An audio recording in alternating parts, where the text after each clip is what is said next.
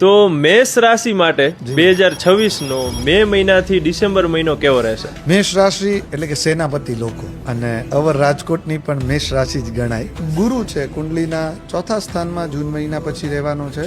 એની પાંચમી દ્રષ્ટિ ભાગ્ય અષ્ટમ સ્થાનમાં આકસ્મિક લાભ ઉપર જોવે છે, એટલે અચાનક ફોલોઅર વધવાની સંભાવના છે.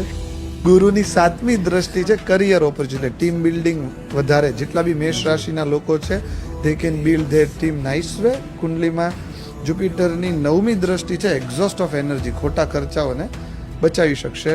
મેષ રાશિના લોકો માટે રાહુ લાભના સ્થાને છે. 11મા સ્થાનનો રાહુ બહુ સારો માનવામાં આવે છે, પણ એને ઇલ્યુઝન કહેવાય. ક્યારેક ઇલ્યુઝન થાય અને ખોટું સ્પેન્ડિંગ કરવાનું મન થાય, તો એનાથી બચવું જોઈએ. શનિ 12મો નથી સારો. કોર્ટ કચેરી, ખાવા દાવા, આરોગ્ય, ટીથ, નેલ, હેર, સ્ટમક અને પગ, આટલી વસ્તુમાં ધ્યાન રાખવું જોઈએ. અને કંઈ પ્રોબ્લેમ થાય તો ઓમ શમ શનિશ્ચરાય મંત્રની માળા કરવી જોઈએ.